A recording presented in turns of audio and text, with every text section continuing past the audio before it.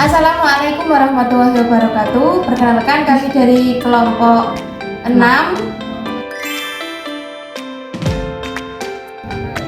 yang beranggotakan saya sendiri Lulu Izatur Romania dengan NIM 85853467 dengan teman saya Risma Astriani dengan NIM 85853438 dan saya Triwahyuningsih NIM 8585378552 dan saya yang terakhir Rio Pambudi NIM 858534.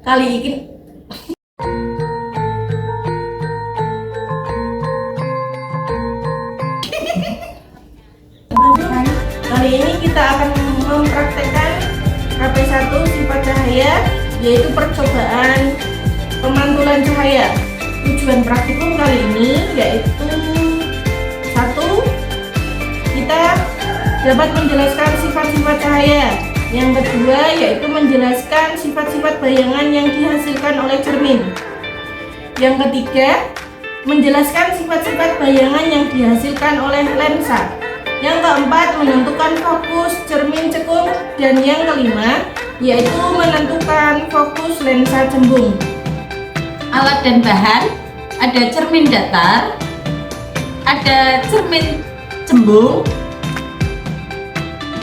ada cermin cekung, ada lampu senter, ada busur derajat, ada kertas putih, ada lilin, ada layar tabir kertas, ada celah cahaya. prosedur percobaan. A. Percobaan pemantulan cahaya pada cermin datar. Yang pertama yaitu susunlah lampu senter dan celah cahaya di depan cermin datar seperti gambar 7.1 pada halaman 7.6. Kemudian nyalakanlah lampu senter dan amati dengan baik. Sudah menyala? Selanjutnya gambarkanlah jalannya berkas sinar pada langkah 2 sehingga tampak sudut datang dan sudut pantulnya. Kemudian ukurlah besar sudut datang dan besar sudut pantul tersebut.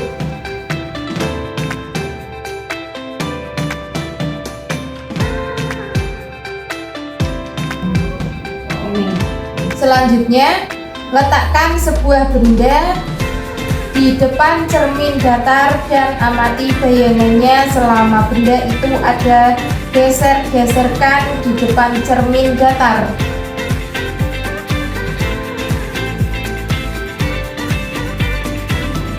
Langkah yang terakhir, catatlah bagaimana sifat-sifat bayangan yang dibentuk oleh cermin datar tersebut.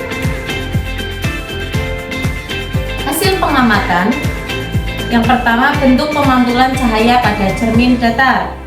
Pengamatan pertama, besar sudut datang 45 derajat dan sudut pantul juga 45 derajat.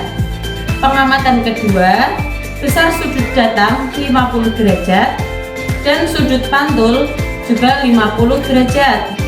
Pengamatan ketiga, besar sudut datang 55 derajat dan sudut pantul juga 55 derajat. Pengamatan yang terakhir, besar sudut datang 60 derajat dan sudut pantul juga 60 derajat. Sifat bayangan dari cermin datar: yang pertama, tinggi benda sama dengan bayangan. Kedua, jarak benda ke cermin sama dengan jarak bayangan ke cermin. Yang ketiga, tegak. Yang keempat, maya. Yang kelima, sama besar. Kedua, bentuk pemantulan cahaya pada cermin cembung. Jarak benda 5 cm, jarak bayangan -9. Pengamatan kedua, jarak benda 8 cm, jarak bayangan -6. Percobaan ketiga, jarak benda 10 cm dan jarak bayangan -5 cm. percobaan yang terakhir, jarak benda 20 cm dan jarak bayangan minus 3 cm. Sifat bayangan dari cermin cembung yang pertama maya, yang kedua sama tegak, yang ketiga bayangan lebih kecil daripada bendanya. Bentuk pemantulan cahaya pada cermin cekung. Percobaan pertama, jarak benda 5 cm dan jarak bayangan 9 cm. Yang percobaan kedua, jarak benda 8 cm dan jarak bayangannya 6 cm. Percobaan ketiga, jarak benda 10 cm, jarak bayangannya 5 cm.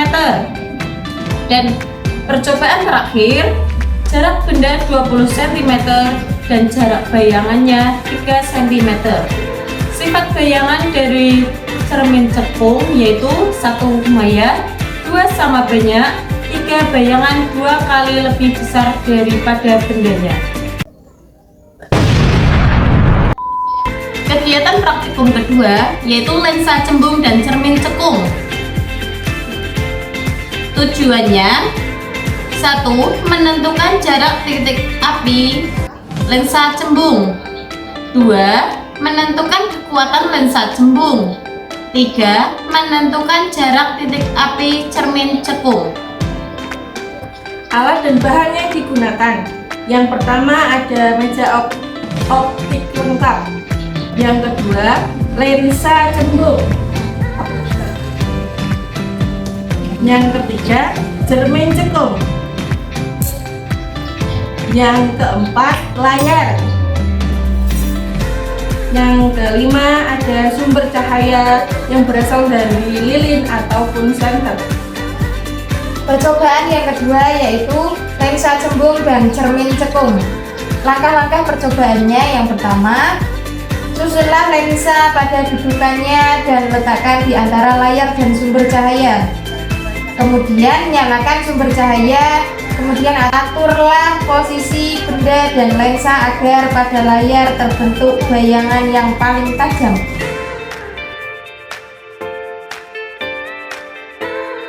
Kemudian catatlah semua proses yang sudah dibuat. Selanjutnya yaitu yang kedua, percobaan cermin cekung. Susunlah alat seperti pada gambar 7.8 pada halaman 7.13. Kemudian nyalakanlah sumber cahaya dan aturlah kedudukan benda dan layar agar pada layar terbentuk bayangan paling tajam. Setelah muncul bayangan, ukurlah jarak benda S dan jarak bayangan S. Ulangi percobaan beberapa kali dengan kedudukan benda yang berbeda. Kemudian catatlah hasil akhirnya pada buku. Hasil pengamatan pada kegiatan praktikum 2 mengenai lensa cembung dan cermin cekung. Yang pertama, mengenai lensa cembung. Untuk percobaan yang pertama, jarak bendanya 5 cm dan jarak bayangannya 4 cm. Kemudian pada percobaan kedua, untuk jarak bendanya 10 cm, lalu jarak bayangannya 9 cm. Kemudian pada percobaan ketiga, jarak bendanya 15 cm dan jarak bayangannya juga 15 cm. Pada percobaan selanjutnya, jarak bendanya 20 cm dan jarak bayangannya 21 cm. Dan pada percobaan terakhir, jarak bendanya 25 cm dan jarak bayangannya 24 cm. Kemudian pada percobaan terhadap cermin cekung, untuk percobaan yang pertama, jarak bendanya 5 cm dan jarak bayangannya juga 5 cm. Pada percobaan kedua, jarak bendanya 10 cm. Kemudian jarak bayangannya juga 10 cm. Lalu pada percobaan ketiga, jarak bendanya 15 cm dan jarak bayangannya juga 15 cm. Pada percobaan keempat, jarak bendanya 20 cm, kemudian jarak bayangannya 20,5 cm. Dan pada percobaan yang terakhir atau percobaan yang kelima, dengan jarak benda 25 cm, jarak bayangannya 24,5 cm. Kesimpulan dari praktikum pertama ini adalah bahwa cahaya memiliki kemampuan untuk dipantulkan oleh cermin cekung dan cermin cembung. Cermin cekung adalah jenis cermin yang memiliki permukaan yang melengkung ke dalam. Cermin ini sering digunakan sebagai reflektor, contohnya dalam senter, lampu motor dan lampu mobil, serta berbagai aplikasi lainnya. Kesimpulan dari praktikum 2 ini memberikan beberapa poin penting tentang lensa, cembung dan cermin cekung. Untuk lensa cembung, saat benda diletakkan lebih dekat dari titik fokus, gambar yang dihasilkan terlihat lebih besar dan tampak lebih jauh. Jika benda berada dekat dengan titik fokus, gambar bisa muncul pada jarak yang hampir sama atau sangat jauh. Lensa cembung dapat menghasilkan gambar yang nyata atau semu, tergantung pada posisi benda. Sedangkan untuk cermin cekung, jika benda berada di luar titik fokus, bayangan yang terbentuk tampak nyata dan terbalik. Namun ketika benda berada di dalam fokus, bayangan menjadi maya, tegak, dan lebih besar. Jarak bayangan akan semakin meningkat seiring dengan benda yang mendekati cermin. Sekian kegiatan praktikum dari kelompok 6. Sampai jumpa pada kegiatan praktikum yang selanjutnya. Kami akhiri. Wassalamualaikum